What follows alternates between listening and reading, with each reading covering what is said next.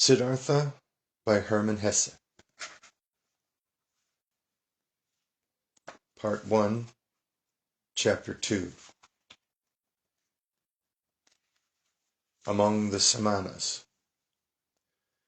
That evening they caught up with the ascetics, the gaunt Samanas, and offered them fellowship and obedience. They were accepted. Siddhartha gave his robe away to a poor Brahmin in the street. All he now wore was the loincloth and the unstitched earth-colored cloak. He ate only once a day, and no cooked food. He fasted for 2 weeks. He fasted for 4 weeks. The flesh vanished from his thighs and cheeks. Hot dreams flared from his enlarged eyes. The nails grew long on his withering fingers, as did, on his chin, the dry and bristly beard. His gaze grew icy when it encountered women. His mouth curled in scorn when he walked through a town with people in lovely clothes. He saw dealers dealing, princes hunting, mourners mourning their dead, whores offering themselves, doctors tending patients, priests setting the day of sowing, lovers loving, mothers nursing their babies. And everything was unworthy of his eyes. Everything lied. Everything stank. Everything stank of lies. Everything shammed meaning and happiness and beauty. And everything was unacknowledged decay. The world tasted bitter. Life was torture. Siddhartha had a goal, a single one, to become empty. Empty of thirst, empty of desire, empty of dreams, empty of joy and sorrow, to die away from himself, no longer be self, to find peace with an emptied heart, to be open to miracles in unselfed thinking. That was his goal. When the entire self was transcended and extinct, when every drive and every mania in the heart had fallen silent, then the ultimate was bound to awaken, the innermost essence, which is no longer ego, the great secret. Siddhartha stood silent in the vertical blaze of the sun, burning with pain, burning with thirst, and he stood till he felt no pain or thirst. He stood silent in the rainy season, the water dripping from his hair, over freezing shoulders, over freezing hips and legs. And the penitent stood until his legs and shoulders were no longer freezing, until they fell silent, until they were still. Silently he crouched in the twisting brambles, the blood dripping from his burning skin, the pus from abscesses, and Siddhartha lingered, rigid, lingered, motionless, until no more blood flowed, until nothing more pricked, until nothing more burned. Siddhartha sat upright and learned to save breath, learned to get on with little breath, learned to stop breath. Beginning with breath, he learned how to calm his heartbeat, learned how to lessen the strokes until they were few and almost none. Taught by the eldest of the Samanas, Siddhartha practiced unselfing, practiced meditation according to the Samana rules. A heron flew over the bamboo forest, and Siddhartha took the heron into his soul, flew over forests and mountains, was a heron, ate fish, hungered heron hunger, spoke heron croaking, died heron death. A dead jackal lay on the sandy bank, and Siddhartha's soul slipped into the cadaver, was a dead jackal, lay on the shore, swelled, stank, rotted, was shredded by hyenas, was skinned by vultures, became a skeleton, became dust, wafted into the fields. And Siddhartha's soul returned, was dead, was rotted, was dispersed, had tasted the dismal drunkenness of the cycle of life, waited in new thirst like a hunter, waited for the gap through which he could escape the cycle, where the end of causes came, where painless eternity began. He killed his senses. He killed his memory. He slipped from his ego into 1,000 different formations. He was animal, was carcass, was rock, was wood, was water, and he always found himself again upon awakening. Sun was shining or moon, he was self again, swimming in the cycle, felt thirst, overcame thirst, felt new thirst. Siddhartha learned much among the Samanas. He learned to follow many paths away from his ego. He followed the path of unselfing through pain, through the voluntary suffering and overcoming of pain, of hunger, of thirst, of fatigue. He followed the path of unselfing through meditation, through thinking till the mind was empty of all notions. He learned to follow those and other paths. He left his self 1,000 times. For hours on end and days on end, he lingered in the non-self.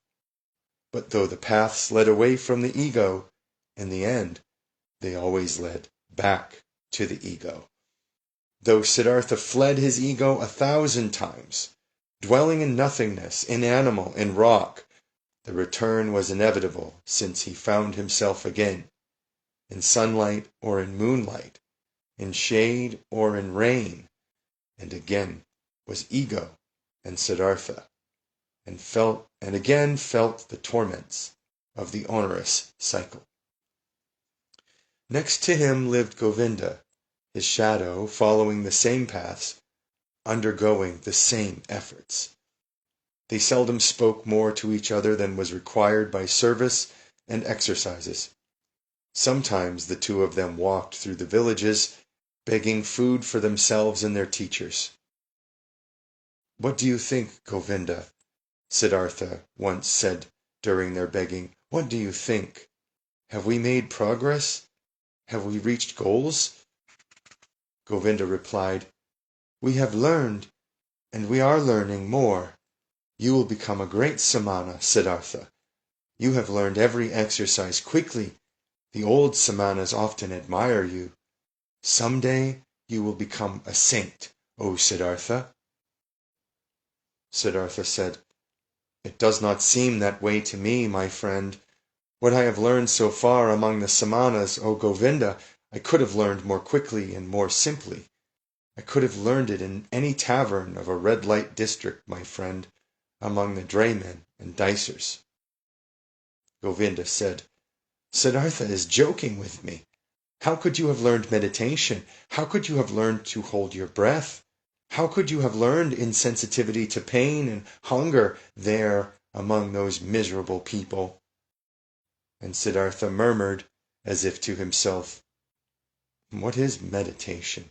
What is abandonment of the body? What is fasting? What is holding of the breath? It is a flight from the ego. It is a brief breakout from the torture of ego. It is a brief numbing of pain and of the senselessness of life. The same flight, the same brief numbing is found by the ox driver at the inn when he drinks a few cups of rice wine or fermented coconut milk. He then no longer feels his self. He then no longer feels the pains of life. He then finds brief numbing. Asleep over his cup of rice wine, he finds what Siddhartha and Govinda find when they slip away from their bodies after long exercises and linger in the non-self. That is the way it is, O Govinda." Govinda said, "You say that, O friend, and yet you know that Siddhartha is no ox driver, and a Samana no drunkard. The drinker may find numbing, he may find brief flight and rest, but he returns from his illusion and finds everything unchanged. He has grown no wiser, has gathered no knowledge, has ascended no levels." And Siddhartha said with a smile, "I do not know. I have never been a drinker. But in my exercises and meditations I have found only brief numbing, and I am still as far from wisdom, from redemption, as when I was a baby in my mother's womb. That I know, O Govinda, that I know." Another time, when Siddhartha and Govinda left the forest and went to the village, begging food for their brothers and their teacher, Siddhartha again spoke. "Now tell me, Govinda, Are we really on the right path? Are we really approaching knowledge? Are we really approaching redemption? Or are we not perhaps going in a circle, we who thought we were escaping the cycle? Govinda said, "We have learned a lot, Siddhartha. We still have a lot to learn. We are not going in a circle. We are going upward. The circle is a spiral. We have already ascended several levels." Siddhartha replied, "How old do you think our eldest Samana is, our venerable teacher?" Govinda said, "Our eldest may be 60 years old." And Siddhartha, "He has turned 60 and has not reached nirvana. He will turn 70 and 80, and you and I, we will get almost as old, and we will practice, and we will fast, and we will meditate. But we will never reach nirvana. Not he, not we. O Govinda, I believe that of all the Samanas, perhaps not one will reach nirvana. We find consolations, we find numbings, we learn skillful ways to deceive ourselves, but the essential thing, the path of paths, that we do not find." "Please do not," said Govinda, "speak with such terrifying words, Siddhartha. Among so many learned men, among so many Brahmins, among so many strict and venerable Samanas, among so many seekers, so many ardent strivers, so many saintly men, how could no one have found the path of paths?" But Siddhartha said in a voice containing as much sadness as mockery, in a somewhat sad and somewhat mocking voice, "Soon, Govinda, your friend will leave this path of the Samanas, which he has followed with you for such a long time. I suffer from thirst, O Govinda, and my thirst has not lessened on this long Samana path. I have always thirsted for knowledge. I have always been full of questions. I have questioned the Brahman year after year, and I have questioned the holy Vedas year after year. Perhaps, O Govinda, it would have been just as good, would have been just as smart and just as beneficial to question the rhinoceros bird or the chimpanzee. I have taken a long time, and I still have not finished, in order to learn, O Govinda, that one can learn nothing. There is, I believe, no such thing as what we call learning. There is, O my friend, only one knowledge. It is everywhere. It is Atman. It is in me and in you and in every being. And I am starting to believe that this knowledge has no worse enemy than the wish to know, than learning." Now Govinda halted on the path, raised his hands, and said, "Please, Siddhartha, do not terrify your friend with such talk. Your words arouse terror in my heart. And just think, where would the holiness of prayers be? Where would the venerability of the Brahmins be? Where the holiness of the Samanas, if you say were true, if what you say were true, if there were no such thing as learning? What, O Siddhartha, what would become of everything that is holy on earth, valuable, venerable?" And Govinda murmured verses to himself, verses from an Upanishad. When the purified and pondering mind is absorbed in Atman, the bliss of the heart cannot be stated in words. But Siddhartha kept silent. He thought about the words that Govinda had spoken to him, and thought about the words, and thought the words all the way through. Yes, he thought, standing with a bowed head. What would be left of everything that seemed holy to us? What is left? What turns out to be true? And he shook his head. Once, after the two youths had spent some 3 years with the Samanas, sharing their exercises, a report, a rumor, a legend reached them through various roads and roundabout routes. Someone had appeared, named Gautama, the Sublime One, the Buddha. He had supposedly overcome the sorrow of the world in himself and had stopped the wheel of rebirths. Teaching and surrounded by disciples, he was wandering through the land, with no property, with no home, with no wife, in the yellow cloak of an ascetic, but with a serene brow, a blissful man, and Brahmins and princes were bowing to him and becoming his followers. This legend, this rumor, this tale resounded, fragrantly wafted up here and there in the towns. The Brahmins talked about it. In the forests, the Samanas, the name of Gautama, the Buddha, kept reaching the ears of the youths, for better or for worse, with praise or with scorn. When the plague is raging in a country, and there is news of a man, a sage, an expert, whose speech and breath suffice to heal the stricken, and this news crosses the country, and everyone talks about it, many believe, many doubt, but soon many set out to seek the sage, the helper. And this was similar, the legend, the fragrant legend of Gautama, the Buddha, the sage from the caste of Sakyas, was crisscrossing the land. He possessed, said the believers, supreme knowledge. He remembered his earlier lives.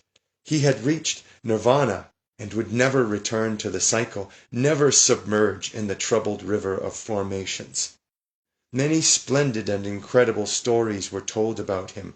He had worked miracles, had vanquished the devil, had spoken with the gods. But enemies and non-believers said that this Gautama was a vain seducer, who spent his days in luxurious pleasure, scorned sacrifices, lacked learning, and performed neither exercises nor castigations. The rumors about the Buddha sounded sweet. These reports were redolent with magic.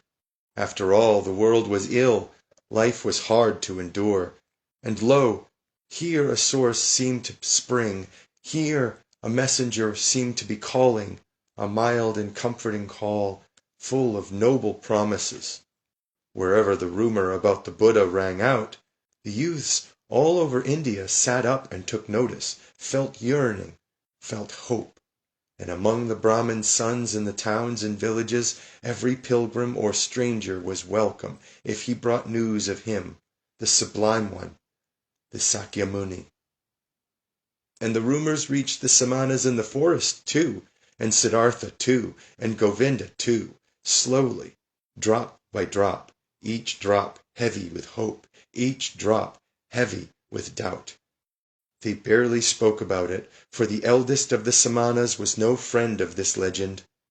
He had heard that this alleged Buddha had once been an ascetic, and had lived in the forest, but then had turned back to luxury and worldly pleasure, and so the eldest had no esteem for this Gautama.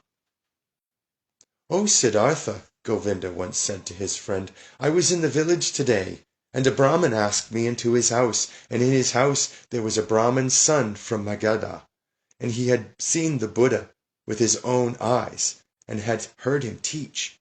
Really, my breath was painful in my chest, and I thought to myself, if only both of us, if Siddhartha and I, live long enough to hear the teaching from the lips of that perfect one.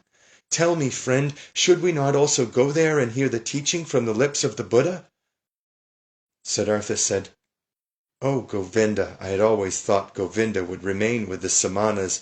I had always thought it was his goal to turn 60 and 70 and to keep practicing the skills and exercises that are the resources of the Samana. But lo, I knew Govinda too little. I knew so little about his heart. So now you, dearest friend, wish to enter a path and go where the Buddha is proclaiming his teaching."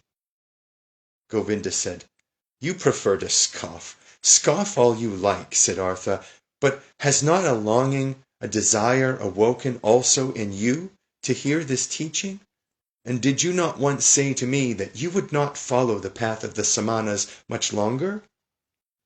Now Siddhartha laughed in his fashion, his voice tinged with a touch of sadness and a touch of mockery, and he said, "You have spoken well, Govinda, well, and you recall correctly, but please also recall what you heard me say, namely, that I have become weary and distrustful of teaching and learning, and that I have little faith in words that come to us from teachers.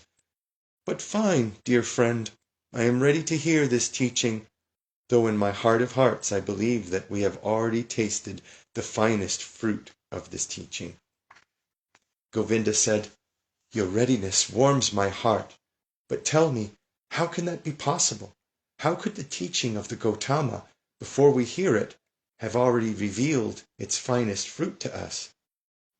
Siddhartha said, "Let us enjoy this fruit and wait and see about the rest, O Govinda. However, this fruit, for which we are already indebted to the Gautama, consists in his calling us away from the Samanas. As for whether he has something different and better to give us, O friend, let us wait with tranquil hearts."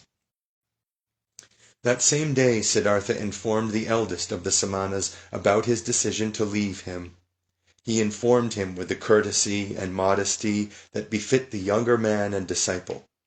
But the Samana was furious that the two youths wanted to leave him, and he railed and ranted. Govinda was alarmed and embarrassed, but Siddhartha lowered his lips to Govinda's ear and whispered, "Now I will show the old man that I have learned something from him." Standing face to face with the Samana, he caught the old man's gaze with his own eyes, and with all his soul spellbound him, made him mute, made him will-less, subdued him to his will, ordered him to soundlessly do what he, Siddhartha, demanded. The old man went mute, his eyes glazed over, his will was paralyzed, his arms dangled, he was helpless, overpowered by Siddhartha's enchantment. Siddhartha's thoughts took possession of the Samana. He had to do what they commanded. And so the old man bowed several times, made gestures of blessing, stammered a pious wish for a good journey. And the youth thanked him, requiting his bows, requiting his best wishes, making their farewells as they departed. On their way, Govinda said, "O Siddhartha, you have learned more from the Samanas than I realized. It is very hard to spellbind an old Samana. Truly, had you remained there, you would soon have learned how to walk on water." "I do not desire to walk on water," said Siddhartha. "Let old Samanas content themselves with such tricks."